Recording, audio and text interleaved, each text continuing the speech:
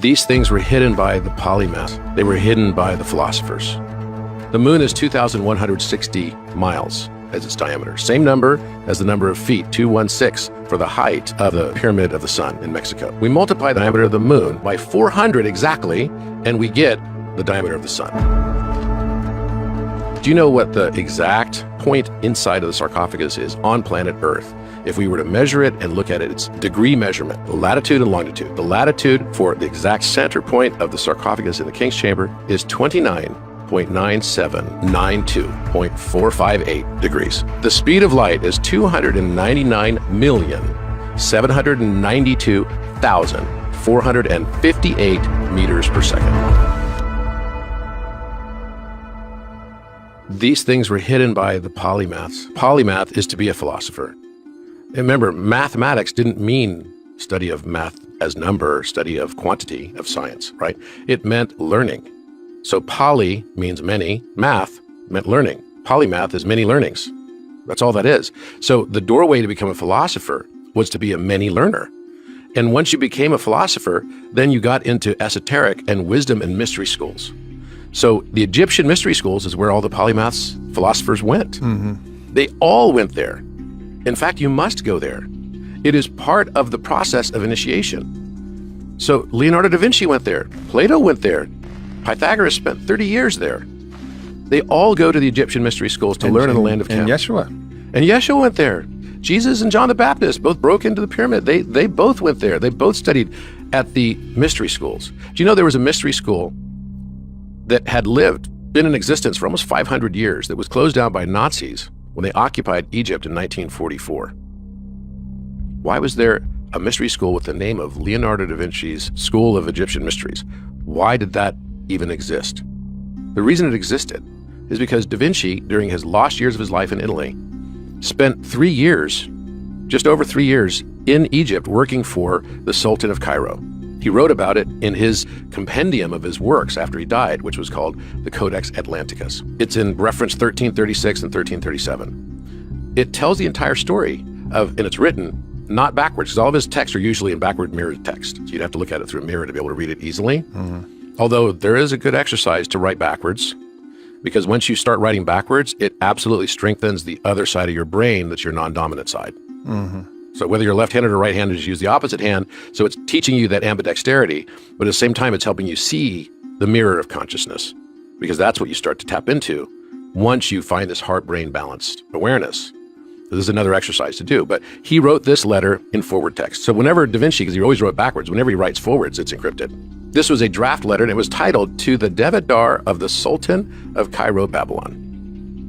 And he tells the entire story how he's engaged by this sultan to be an engineer on a confidential project, right? It doesn't say whether it's architectural. It sort of implies it's architectural, but it doesn't say exactly what it was. Although, what he does do is he goes through in very high detail his experience at Mount Taurus. Now, everybody believes that Mount Taurus must be a reference to the Taurus Mountains that are in Armenia. In fact, Mount Ararat would have been one of those such mountains. This is where the Noah's Ark was supposedly, up at the top of, landed after the flood. And he describes the town that he was in, a place called Kalindra or Calendar. There's no such town ever in the history of either Turkey or Armenia with this name. He was not referring to that. What you have to understand is that the original name of the Giza Plateau was Ras Tau. And if you read it backwards, it's Tau Ro. Another way to pronounce Tau, which is basically a tau is a letter T. You rotate it slightly and it becomes Kai Ro. The Bull Mountain that he's referencing is actually shown to us in hieroglyphics. The original name of the Great Pyramid, among its names, one of them is Mer, and all three pyramids are Mer, Ka, and Ba. But the name of the Mer Pyramid is actually to the Apis bull. The chevrons, right, and a bull. So you see two chevrons and a bull, and that is the original name of the Great Pyramid, which means Bull Mountain. So he was referring to the pyramid, the Great Pyramid. And in this, he even says it seems that they touch the sky, and it's oriented in such a way that it has sunlight on its east and west side an equal amount during the day because it's perfectly situated due north. He's exactly described. It's covered in the most resplendent and gleaming white limestone, is how he describes it. And he goes into a room or a cavern within this mountain, Bull Mountain, and the name of that the cavern that he's talking about is this great cavern, which is actually a reference to the king's chamber. And right before you walk into the king's chamber, you have to sort of bend over. It's exactly 39 inches high. It's just 1 meter high, right? So we're not supposed to have a meter back then, but they measured it exactly as a meter. You kind of go in with your back hunched over, and he says he put his hand on his forehead, like waddling back and forth because it's about the same height as a bar, right?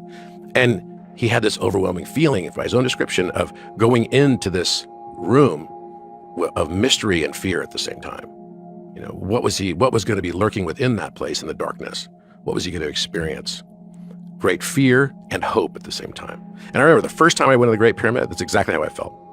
A mix of fear and hope. I'm like, what in the heck am I going to be dealing with here? Is there some like giant dog man going to come out and get me or something? I've spent now 11 nights inside the Great Pyramid. Wow. So you got all of this stuff sort of playing out, and the story of Osiris playing out. And Osiris is personified by the constellation of Orion. The 3 stars on the belt match exactly the positions of the Teotihuacan Plateau pyramids, match exactly the proportions of the Rostau Plateau, which is what we now refer to as the Giza Plateau, right? The Chinese pyramids as well. You see this relationship all over the world with these ancient pyramid sites. And by the way, they were all built on the same units of measure too. For example, the pyramids in Mexico, the base of the Pyramid of the Moon is exactly the height of the Great Pyramid, which is 432 long cubits, 1.75 feet to each long cubit. When you look at the height of the Pyramid of the Sun, it's 216 feet, right? And you'll notice these are harmonic numbers, 432, 216. They always sum to 9. They're geometric numbers, right? That same height is matching as well the Menkaure Pyramid. So these are clearly harmonic relationships. You look at the Pyramid of the Sun, it's 216 feet. Well, that's 25,920 inches. What's the significance of that? That's the long period of this, orbit that we have with Sirius A in years. And by the way, if you just look up right now on Google, how far is the sun from the center of the galactic disk in Milky Way? It's 25,920 light years. So how is it all so perfect? How is it all so perfect? I mean, when you think about Pyramid of the Sun, Pyramid of the Moon, do you know what the chances are of us getting a perfect solar eclipse would be? We're the only planet in the solar system that has a solar eclipse. Do you know that? Do you know how that can actually happen? How does that even occur? Well, what has to be the case is the diameter of the 2 objects have to be in proportion, the difference between the distance between the objects and the vantage point that you're looking at them from. So for example, the moon is 2,160 miles as its diameter. Same number as the number of feet, 216, for the height of the Pyramid of the Sun in Mexico. Exactly the same. Okay, so 216, 2,160. We double that, we get 432, right? The diameter of the sun is 864,000 miles, making its radius 432,000 miles. So wait a minute, that's a note A in Pythagorean tuning as well, by the way. So that means that with 2,160 miles as the diameter of the moon, we multiply that by 400 exactly, and we get the diameter of the sun. That's kind of a mind blower. Okay, so, but then is the distance in proportion 400 times also? And yes, it is. The distance on average is about 232,000 miles between Earth and the moon. You multiply that by 400, it turns out to be 93 million miles, which is the distance we are from the sun. The average of the aphelion and perihelion. The largest distance from the sun, shortest distance from the sun. That's kind of mind-blowing. For me, it makes sense. But then there's got to be people, of course, listening right now are like skeptical, saying like, you're just making up random numbers. And as someone who's into mathematics, what do you think the probability is that all of these mathematics are random? Is that even a possible hypothesis? No, it's like, that's why I kind of laugh at that, because it's like, no, it's just not possible. So, and if you don't believe it, just look them up, okay? Look up the diameter of all of these things. You'll find also that because the sun has its diameter of, 432,000 miles, is why the sun has a circumference that's the Euler number. It's 2.718 million miles.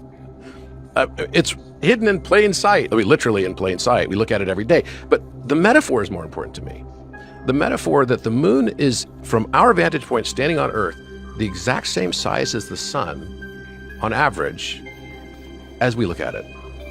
You notice that? Have you noticed that before? You look at the size of the moon, it's in the sky, it's got the silver color, you got the gold color, but they're basically the same size. Yeah. Don't you find that a little strange? I don't know. So I think there's a metaphor there about how we perceive the feminine, the moon, masculine, right? Masculine being relational to the sun. So what Da Vinci did is he put on his squared circle. And by the way, it wasn't even a squared circle because he didn't match the area of the square and the circle in his very famous illustration. It's probably arguably the most famous illustration that we look at today.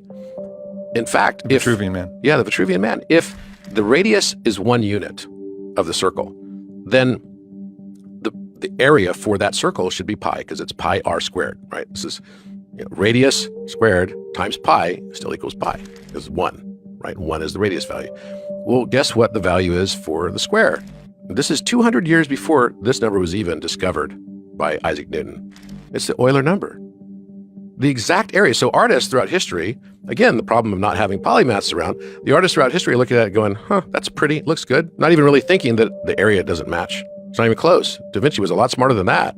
If he was trying to match the area, the mathematicians are looking at, this is a joke. It's not even close. It's far away. 2.7 is very far from 3.14. Come on. What they didn't understand, though, he was striking a balance between a triangle. So a triangle, an equilateral triangle, from its center point to its top part of it, of its tip up here, the apex, would be 2/3 the length.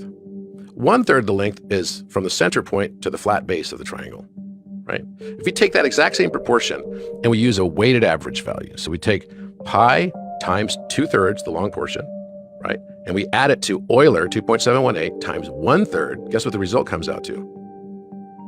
3.000. Here we have two transcendentally rational numbers through a simple weighted average around a triangle, coming back to the divinity of the number 3. The Trinity. The Trinity. So to me, the chances that something like this could happen, right? It's like, here's another one. Do you know what the exact point inside of the sarcophagus is on planet Earth? If we were to measure it and look at it, it's at its degree measurement, right? So we're looking at latitude and longitude. The latitude for the exact center point of the sarcophagus in the King's Chamber is 29.9792.458 degrees. That's exactly what it is. So 299,792,458 degrees. And that is the latitudinal reference to the geolocation of the Great Pyramid. Not just the Great Pyramid, but within its 13 acres, down to 1 meter inside of the sarcophagus. Do you know that's the exact speed of light? The speed of light is 299,792,458 meters per second.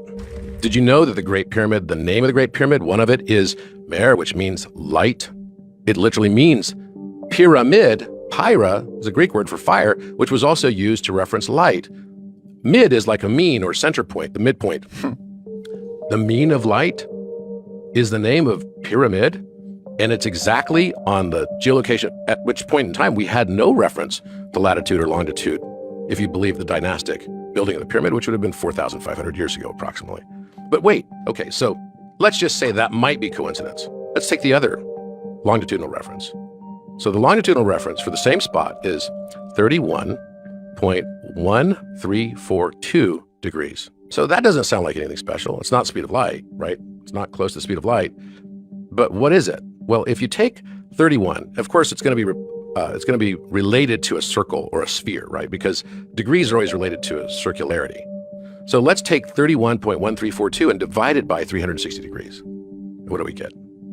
We get 0.0864. 0.0864. Now, if you've got on one axis light, and you were going to say the other axis should probably be something related to dark, right? Sure. Light, dark, and doesn't time relate to dark? Isn't there something called like gravitational sort of time dilation? Did you ever see that movie Interstellar? Of course. Where they landed on that planet, they're only there for like 45 minutes, and the big wave came, and there was like 23 years went by, they went back to the ship, the guy's all old waiting for them. Yep. Remember that? So you've got this time dilation effect, right? So gravity and time must relate to each other then. And every physicist would tell you that that's the case, because you will have time effects. The time on Jupiter is different than the time here because the gravitational effect there is greater than it is here.